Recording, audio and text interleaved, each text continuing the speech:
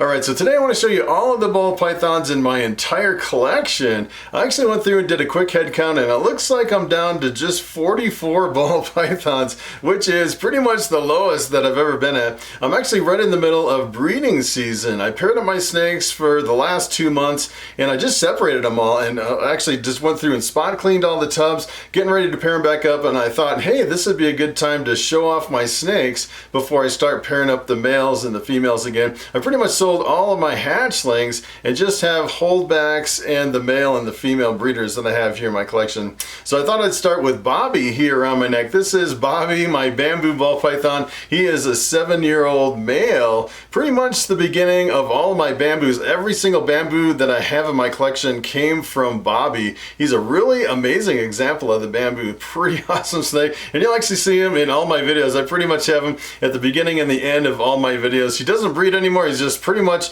as a matter of fact, he's probably the only pet ball python that I have in my entire collection. So I'm just going to start pulling snakes from some of these racks, and let's check out some of my ball pythons. Alright, so I want to start out with Brownie. We named this guy Brownie. This is a male pastel inchy desert ghost. A 4-year-old male, pretty amazing snake, and I actually bought him as a hatchling over on Morphmarket.com, and this is where I produce some of my visual desert ghosts, and all my het desert ghosts actually came from this guy. It's pretty amazing. And he's starting to go into a shed. He's actually a lot brighter than this when he's not going into a shed. Of course, the first snake that I show you would be in a deep shed, and when I actually bought this snake, I bought him as the pastel desert ghost. I didn't know for sure if there was enchi in there, because the enchi can really, it can kind of trick you in the desert ghost because it can be really reduced, just the desert ghost by itself. And if you can actually see right on top, it almost looks like it has this little line, almost looks like a little zipper on top of the snake, which is kind of crazy. Look at that right there on top. Has the weirdest pattern right on top of the snake. Pretty awesome looking snake. Alright, so take a look at this beauty. This is the female that I actually bought with that one. I bought a male and a female visual desert ghost. This one is actually, it's a pastel spider desert ghost, and it has the spider gene in it, but it's kind of interesting on this girl. She doesn't have any head wobble at all. It's 100% stable on the head. And I was wondering if other people had experience with the combination of the desert ghost and the spider. Hopefully it'll actually cancel out some of the neurological effects of the spider. I've seen just a few of them, and it seems like everyone I've seen, there's zero head wobble. And this girl is 4 years old. I actually bred her the last 2 years. Well, I bred her I bred her at 2 years old. I probably should have waited a little bit because she went on a really long fast. And then I bred her again last year. She was really up to weight and didn't lay any eggs. But this year, she looks like she's got some really good body condition. I haven't actually done an ultrasound on this girl, but it looks like this year she could lay some eggs, which would be pretty awesome. And hopefully I'll finally get a whole clutch of desert ghost offspring, which would be pretty awesome. I definitely want to hold back quite a few visual desert ghosts as some holdbacks in the future years. She is probably one of my most beautiful snake in my entire collection. She's pretty awesome. Alright, so take a look at this girl. This is one of my holdbacks. I produced this here in my collection. It's kind of a dinker project. And a lot of people have been asking about this. What is going on with this snake? And this is the first year I'm breeding her. Believe it or not, she's only 2 years old and pretty beefy for being 2 years old. She's definitely up to breeding weight. And when I produced this one, essentially what I did is I took a Coral Glow 100% het pied, and I bred it to a normal, and I popped out the snake. As a matter of fact, I actually have an old video of this snake, and when it first hatched out, it popped out the head, and I was like, oh yeah, it's just another normal. And then when it came out and I looked at the pattern on the side of the snake and the pattern on the top, look at that crazy pattern right on top of the snake, and then on the side it has this really crazy pattern. I don't know what this thing is. The only thing that I've actually seen over on Morphmarket that is close to this is a Rio, which is a super arroyo. And it's kind of interesting because I don't think there's Rio in my Coral Glow or that normal, and I just kind of randomly popped this one out. So I don't know if it's a new gene or just kind of a weird looking normal. And if you actually look at the belly, look at these kind of tracks on either side of the belly. It's kind of interesting. So hopefully I'll actually produce some eggs from this girl. Maybe I can reproduce this. Maybe it's a brand new gene. Maybe it's just kind of a unique looking normal. It's just kind of one of my digger projects that I've been working on for the last couple of years.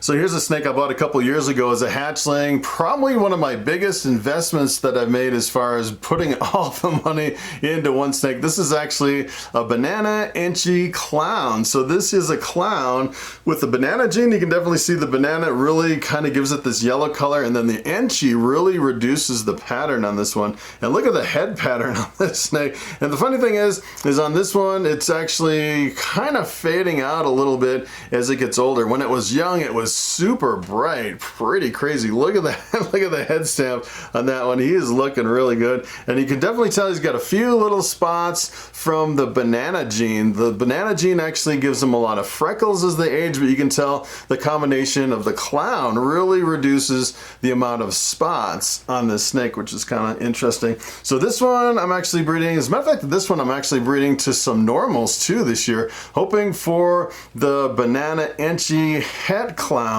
which would be pretty awesome. Alright, so here is my Coral Glow male. This is kind of an interesting snake. And the Coral Glow, this is just one single gene. This is where my dinker came from, so I could possibly have something in here. It could be masked from the Coral Glow. This one's kind of going into shed a little bit, and you can see all the little spots that are coming in on the Coral Glow. That's pretty typical of your Coral Glows. And this one is a male maker, so every single Coral Glow that I produce from this is a male. And for the last 4 years, I've been breeding this one for about 4 years. It seems like every single time I have all males, I've yet to produce a female Coral Glow. It's kind of crazy. But this has been a really good breeder. Every single year I produce quite a few Coral Glows. Alright, so take a look at this snake. This is, matter of fact, this is actually Bobby's daughter. Bobby produced this one. I actually took Bobby and bred it to a lemon blast and produced this. This is actually a pastel pinstripe bamboo. And look at how big she's getting. So she is 2 years old, and this is the first year that I'm actually breeding her. Hopefully she'll actually produce some this year. And look at how big and chunky she is. As a matter of fact, when this first came out, I made a mistake on probing it, and we initially called this one King Tut because of, if you actually look at the top of the kind of the pattern on the top of the snake, it almost looks like hieroglyphics up on top of the snake. You can actually see like little reindeers and birds and stuff like that. It kind of looks like it's an Egyptian snake or something. And then I probed it about 6 months after I hatched it out and realized it was actually a female instead of a male. So King Tut became Queen Tut. Really amazing combination. It seems like the combination of the bamboo and the pinstripe gives this really metallic looking color, which is kind of wild. Alright, so here is a big clown female. Just one copy of the clown. Well, it has 2 copies of the clown because it's a recessive gene, but there's pretty much just one gene in here. And this has been a really good breeder for me. She laid eggs the 2nd year, so this is her 3rd year that I've had her. I bought her as a hatchling. As a matter of fact, the guy that sold this to me said it was one of his meanest hatchlings that he had hatched all year long, and he gave it to me, and this thing was a little snapper. And I actually handled this girl for about, I think about 3 hours straight nonstop, and let me tell you, this girl really calmed down over the 3 hours of handling, and it's always been really calm ever since. I think it was just didn't really trust people and kind of had a bad experience or something with people. But she's breeding this year. Hopefully she'll actually lay some eggs. Looking pretty good, pretty beefy. Alright, so take a look at this beautiful snake. This is a lesser pied with the combination of the lesser gene and the pied gene. If you actually make a lesser pied, it's always an all-white snake, which is kind of interesting. And this girl has been really super picky. She's pretty much a mouser only and will only eat mice, which drives me crazy because I really can't get the weight up to, I mean, she's got the length, she just doesn't have the weight to breed, so I have to wait just a little bit more to get her to breed. And she actually is matter of fact, her second year that I had her, she regurgitated a few times, and I cut way back on the food and pretty much put her just on mice alone, and that seemed like it solved the problem. She just did not like to eat rats. It seemed like every time she ate a rat, she regurgitated, so I pretty much just put her right on mice, and she's been doing fantastic. She's just a really slow grower. Alright, so take a look at this snake. This looks like a normal, but it is a sleeper in disguise. Let me tell you, this is actually a triple het. Het for pied, het for albino, and het for clown. So how I produced this, I actually took an albino pied and I bred it to a clown and produced some of these normal looking snakes. And I actually have 3 of these. So if I take 2 of these and breed them together, I'll actually get albinos, I'll get pieds, I'll get albino pieds and clowns and albino pied clowns and a whole bunch of stuff. It is, I really can't wait for this girl to grow up. And believe it or not, this girl's only 1 year old. Look at how big she is for just being 1 year old. Kind of crazy. And it seems like she's up against the wall as far as feeding. She was eating really good. Like, you know, she's eating really like aggressively eating nonstop. And then it just seems like recently they've all pretty much gone off of food. So I think I'm pretty much up against the so-called 1,000 gram wall on these. But hopefully in the next couple years I'll be able to breed them. That would be pretty awesome.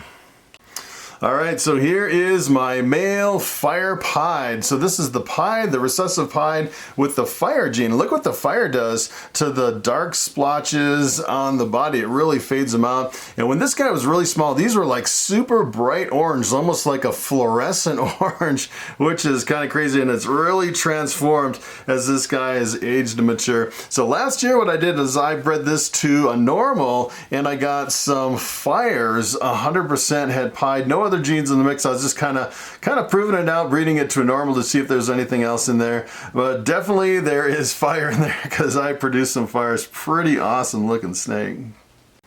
Alright, so here is a 4-year-old pinstripe pie that still has not produced for me. I'm trying to breed her again this year. Hopefully she'll actually produce. She looks like she has some really good body condition this year.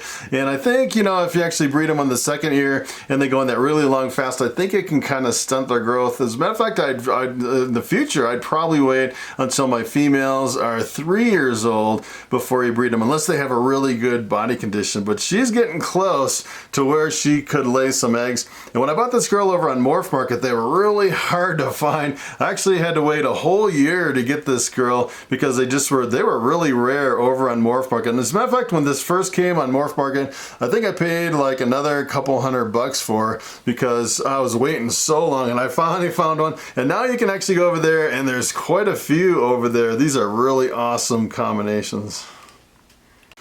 Alright, so take a look at this beauty. This is my albino pied male. Beautiful snake. And this is the one I produced my triple hets with. So I took this one, bred it to a clown, and I got normal looking snakes. That's kind of one of the challenges of working with recessives. I actually bred this to, I have an albino female that's 100% het pied, and got one albino pied pretty much since I got this guy. I'm actually trying to that pairing again this year, trying to get some more visual albino pied. Look at how beautiful that thing is though. That thing is just really crazy. And I was lucky to get this one. I think I paid, when I bought this, I think I paid like $1,100 or something for it, which is, they're still pretty expensive. I think the prices have come down a bit, but it's still really an amazing snake.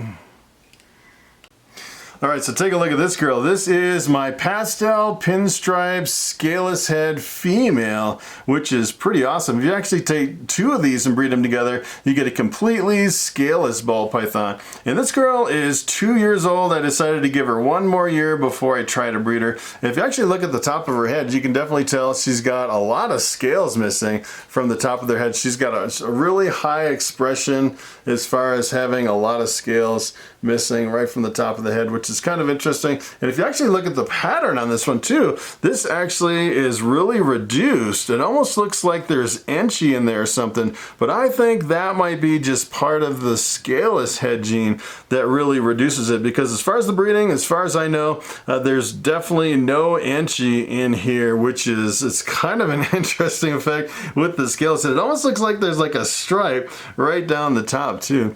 And if you actually look at the vent right on the bottom of this snake right down here where they go to the bathroom. If you look at the scale right before the vent, you can see it's split into two right here. This scale right here is split into two, and that means it's a scaleless head. Every single scaleless head that I have, that last scale before the vent has always been split in two, and all my non-scaleless heads, it's been one single scale, which is kind of an interesting characteristic of the scaleless head.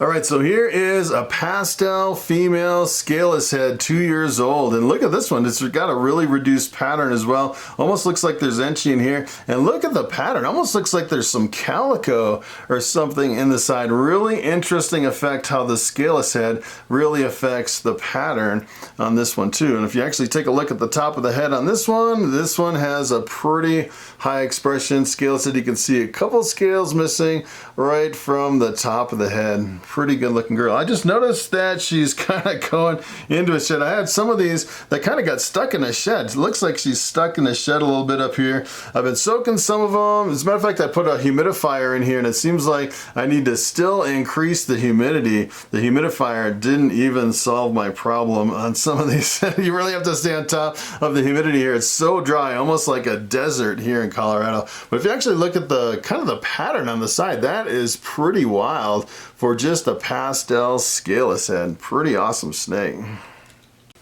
Alright, so take a look at this beast. This is one of my lesser females that I'm breeding this year. Look at how big and chunky she is. She almost looks like she's gonna pop out an egg or something, but it's not really that time of the year. I've only been pairing her up for about 2 months now. I think she's definitely building some eggs. Look at how big she is. And she's definitely going into a shed if you take a look at her eyes. She has really grayed out eyes. Look at how big her head is. She's getting really big and chunky. It's amazing. She seems like in the last year, she's really gained a lot of size as far as her girth and the size of her head and everything. It's kind of interesting. She's just a really big snake. Pretty awesome. And this one I'm actually breeding to my bamboo lesser. So half of the offspring, well, it's actually 25% of the offspring should be an all-white snake with blue eyes. Well, as a matter of fact, it'll actually be either the super lesser or the bamboo lesser, which would be 50% of the time. So if half the snakes, if this girl actually lays eggs, half of them will be blue-eyed leucistics, which would be pretty awesome. Alright, so here is one of my lemon blasts, just a pastel pinstripe female. I actually bought this as part of a collection. Someone was getting out of ball pythons and I bought all their females. I think it was like 9 of them. And if you can actually see on this one, it has a lot of yellow right on the sides. It's probably one of the brightest yellow lemon blasts that I've ever seen. This girl's been a really good breeder. Alright, so I got this girl in the middle of a shed. She's like, right, she's just all peeling off, just kind of feeling, just right in the middle, just kind of starting her shed process, which is kind of crazy. So this one is an albino, 100% het pied. So this is the one that produced my one and only albino pieds, which is kind of crazy. This poor girl is she's kind of not very happy that she's in the middle of a shed here. But this one's kind of interesting. It's kind of a low contrast albino, and it has some really interesting colors through there. It has some like really bright yellows and then some oranges and then some bright whites. Pretty interesting. It almost looks like it has 2 different albinos that are on top of each other, like a really bright yellow and then kind of like this orangish yellow underneath. I want to put this girl back. She is not too happy. Here's another one of my really big breeder females. This girl's name is Bugs. Just a straight pastel, no other genes in the mix. She's been a really good breeder. She's probably one of my best breeders. I think every single year she lays eggs, and she lays a lot of eggs too. She is a really big girl. She's really long too. I almost can't even get her all in the camera. Look at how big she is. Really good looking girl. Alright, so this is my pied female. Take a look at this girl. And the funny thing is, this girl laid eggs last year, and all the eggs looked like they were fertile eggs, but come to find out, none of them were any good. They had no veins or no embryos at all in them. And I incubated them for about a month, and they all molded, which was really a bummer. This is pretty much my only straight female that I have in my collection. Last year, I was really excited too, because I bred my fire pied to this girl. I was hoping to get half pieds and half fire pieds. Come to find out, I got nothing last year. So I'm trying to breed her again this year. Hopefully she'll give me some eggs this year. All right, so take a look at this beauty. This is an albino female, just albino, nothing else in the mix. So albino is recessive and albino can really vary. This one is a really high expression albino. So you can actually see it has a really high contrast between the different colors compared to my other one. My other one seemed like it was a low contrast albino compared to this one. And when you actually mix it into other combinations, I don't think it really matters if it's a high contrast or a low contrast in some combinations, but as a standalone gene, it looks really impressive. That is pretty awesome. I really love the high contrast and the little spots, the little spots right along the top. And kind of the cool thing about this, I actually did a video with the black light in ball pythons, and this girl looks really wild under the black light. If you actually shine the right kind of black light on snakes, I'd say the albinos are probably the best. All right, so here's another one of my triple het females. Het for albino, for pied, and for clown. Look at how big and chunky she's getting for only 1 year old. I think this is one of my biggest ones. And the weird thing is if you look at the belly on these, usually with your het pied, you'll see more tracks along the belly. I guess you can see them a little bit down here along the belly, but sometimes you can actually see really strong tracks along the belly for het pied. I guess you can see them pretty good, the little checkering along the belly. And some people say that the het clowns are a little bit brighter than normals. This one definitely looks like it's brighter than a normal. You can actually see quite a bit of brightness in this one. It almost looks like this one kind of has a little head stamp right on top of the head, which is kind of interesting. I didn't really notice it before. It seems like it's really getting a little more pronounced as it gets some age on it, but still not ready to breed. I'm thinking maybe 1 or 2 more years before I can breed these girls. Here's another really big lemon blast. Look at how big this girl is, and she is deep in shit. look at how gray her eyes are. Super grayed out eyes. And I actually bought, I think I had like 4 of these lemon blasts. I sold one of them because I had so many of them, and they've been really good breeders. And the thing I really like with the lemon blast is when you mix the bamboo in with the pinstripe or the pastel pinstripe, you can make some really amazing combinations. This girl has been a really good breeder. All right, so here is Bubble. Bubble is a pinstripe female. And kind of the funny thing about Bubble is I actually did that live stream marathon where it was like a 36-hour live stream marathon over a period of 3 days. And I kept rotating all the snakes around my neck to kind of give Bobby a break from, you know, putting them on my neck so much. And this one, believe it or not, this one's probably even tamer than Bobby, which is kind of crazy. I didn't even know this one was so tame. And I bought this as part of my collection too. I don't know what the history is on this one. This one is a 2012, so this one is 8 years old, which is kind of crazy. Really super tame pinstripe. All right, take a look at this monster ball python. This one almost is as big as a boa. Take a look at this one. I actually bought this over on Morphmarket when I first started. I was looking for the biggest ball python I could find, and I found 2 of these. These are 100% het caramel albinos, although I've never produced the het caramels. Look at how big this girl is. She is massive. I can't even believe how big she is. She'll actually eat a full-size female rat. You know, some of my rats that I'm retiring from breeding, this is the only snake that'll eat a full-size rat, which is kind of crazy. I actually feed most of my rats to my reticulated pythons. Look at how big and chunky she is. So let me tell you, a girl like this can lay about 15 eggs. It's pretty amazing. So take a look at this beautiful snake. This is Crusher, and Crusher is a lesser scaleless head male. So I pretty much sold all my male scaleless heads, and I'm just keeping this one to breed back to those other female scaleless heads. And look at how bright this thing is. It's like on fire. It's super, super bright. And I think that's the effect, the influence of the scaleless head on certain genes. I think it really thins out the scales and makes a lot of your combinations reflections really a lot brighter. And this one, it's kind of interesting because you don't really see the pattern reduction that you've seen in a lot of the other scaleless heads. Like some of them look like they have inchy in them, but this one really doesn't. But this one, you can definitely tell it's a lot brighter on the sides and just brighter overall from the influence of the scaleless head. Now this one, you can definitely tell right on top of the head, you have some scales missing from the top of the head. Pretty amazing snake that is. You know, this one's probably on the edge as far as being ready to breed, but I would probably wait one more year. Well, my females aren't ready anyways, so this one I'm definitely gonna wait one more year before I actually breed this one to some of those females. So here is a female scaleless head. No other genes in the mix except the scaleless head. And this, well, as a matter of fact, this one's actually 50% het caramel albino because it came from that really big female that is 100% het caramel albino. And eventually I want to probably make like a caramel albino scaleless, which would be probably the world's first. Not a lot of people are working with the caramel albino, especially mixing it in with the scaleless head. But this girl's 2 years old, definitely needs at least one more year, maybe 2 years before she'll be old enough to breed. She's kind of a picky eater. Some of these, they got up against like the 1,000-gram wall and they just stopped eating and wouldn't eat anything. And she's still, even now, I tried to give a live to this one, a small live rat, and she still refused. But every now and then she'll actually eat it, and sometimes she'll take a frozen thawed. She's kind of slowly coming out of it.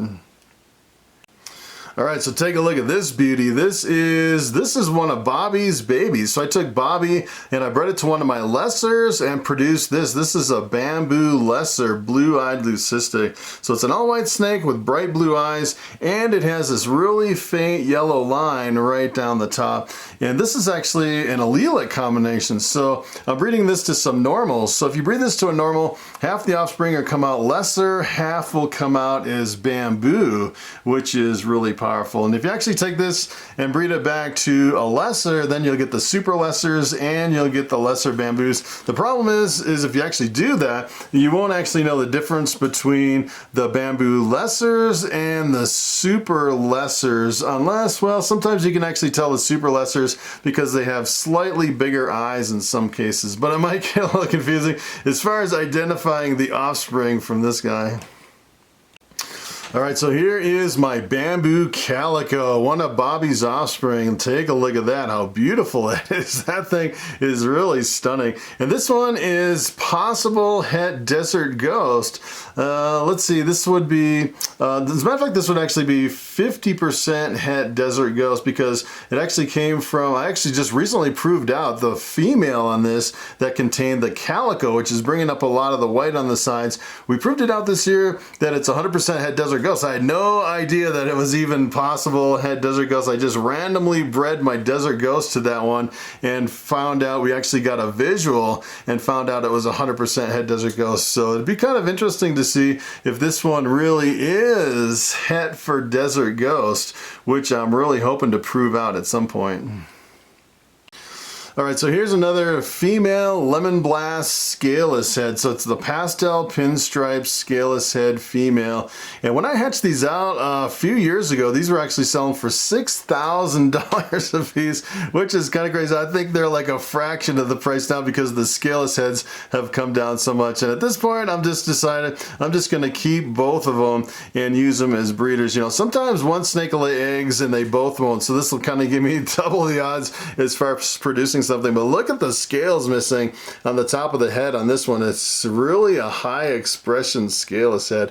Pretty awesome snake.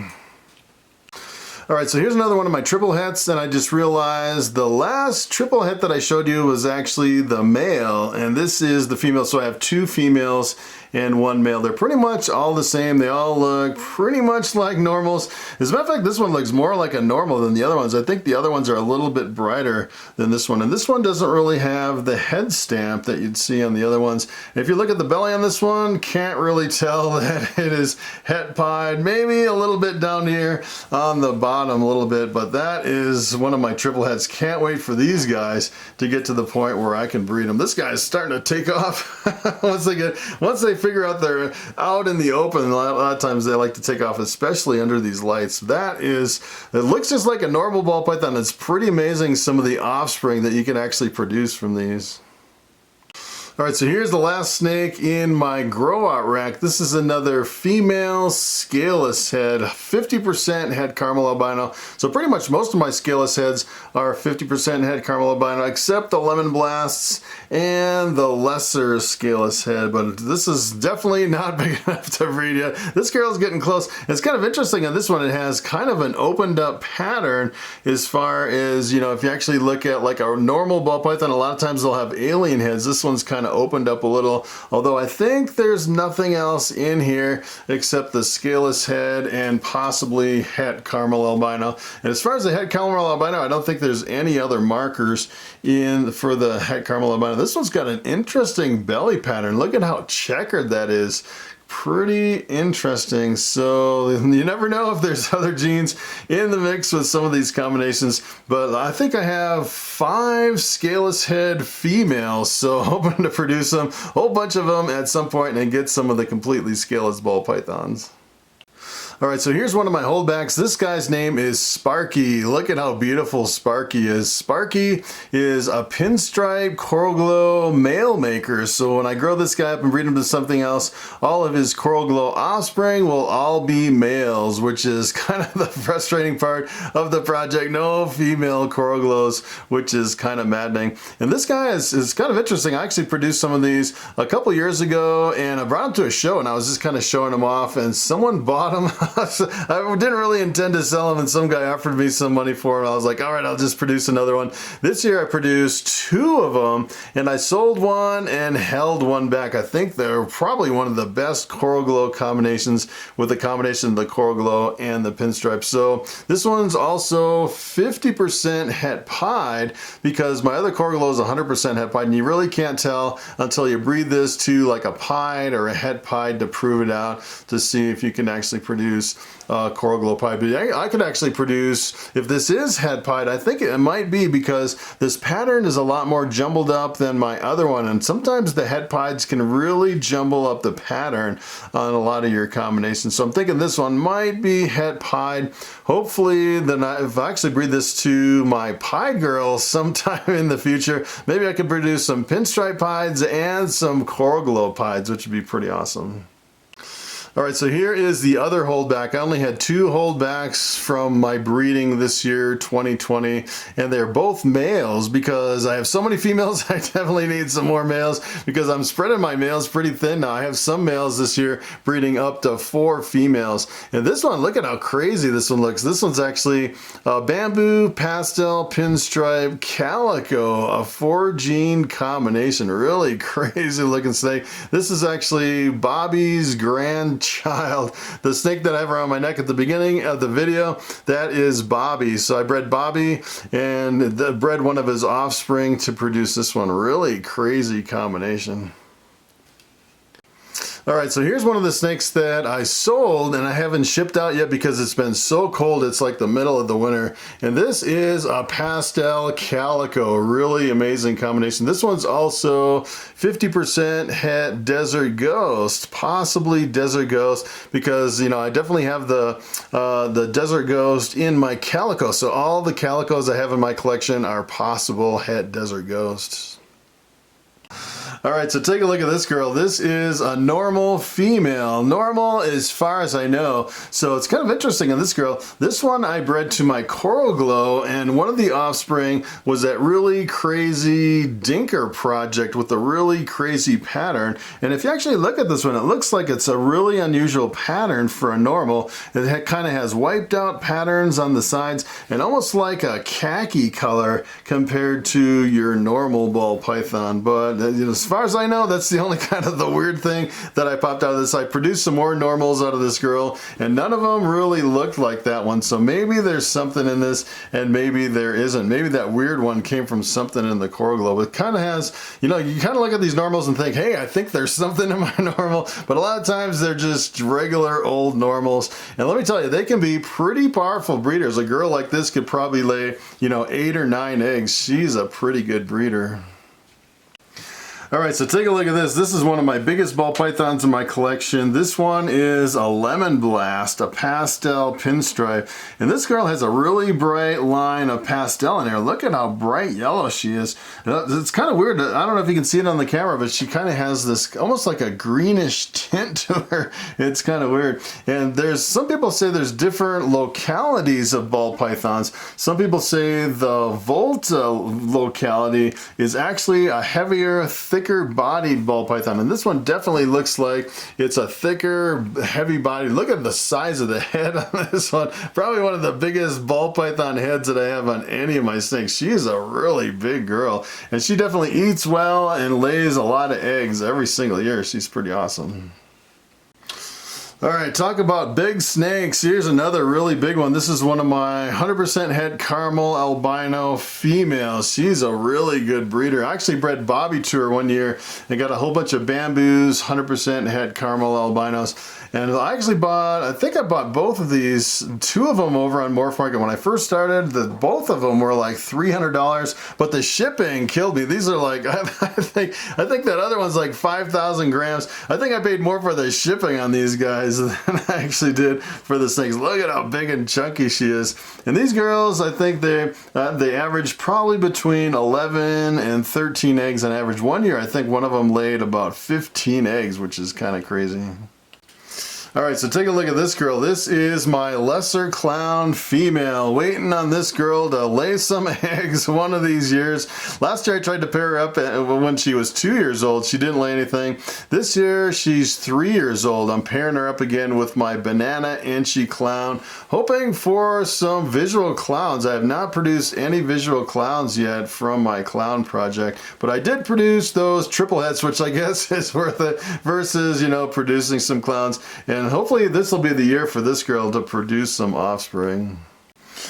All right, I'm going through the racks and I'm still finding snakes. There's quite a few snakes in my collection. This is my pastel calico female. I bought her as an adult over on Morphmarket a couple years ago, and I come to find out this one is 100% het Desert Ghost. I bred my Desert Ghost male to this one last year and produced my very first visual Desert Ghost offspring, which is pretty awesome. I actually sold that one. I'm going to try it again and see if I can produce some more visual Desert Ghosts this year, which would be pretty awesome. This girl is really big. She's been a good producer every single year, and it's weird that the line of calico in this one seems like it's like a reddish brown type of calico.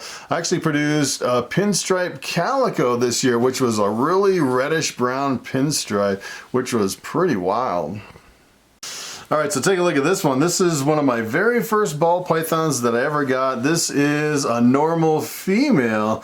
I actually picked this up over on Craigslist. When I picked it up, I didn't know if it was a male or female, and it was funny, the guy was kind of afraid of it, and he wasn't feeding it enough. It was the size of a hatchling and about a year old. He's only feeding it a mouse once a month, which let me tell you is definitely not enough for a ball python, and it really grew really quick when I got it, and quickly grew up to size, and I found out it was a female, and it's been producing every year. A really good producer. Yes, I do have normals in my collection, and they are really good breeders, really productive. All right, so here's another Lemon Blast. This is my third Lemon Blast, and this girl is just finally coming off of a really long fast. She's been fasting for a long time and finally getting to the point where she's starting to eat again. Sometimes it can be kind of frustrating. With some of these snakes, they'll fast for a long time. Sometimes they'll go, you know, like a year or two with hardly eating at all, and you really can't breed them until they get up to weight. So this one's been kind of a struggle, but hopefully here, since she's eating pretty good now, she'll actually get back to size, and she's actually got the year off this year. I'm trying to give some of these girls the year off if they're too skinny, and then I'll wait till next year to breed her, but she's definitely got the size. She just needs to get back on food before I can actually breed her. All right, so I was looking through all my racks, and it looks like this is the very last snake that I haven't showed you yet. This is just a normal ball python with no genes in it, a normal female. She's been really productive over the last few years, and it seems like this one eats every single time, and it breeds really well and lays eggs every single year. So that is pretty much it as far as my 44 ball pythons here in my collection. And it's kind of interesting to look back at some of my older videos. It seems like we're always upgrading snakes, and the snakes get bigger, and I keep changing things up year after year. So that is pretty much it. Thanks for watching, and I will see you in the next video.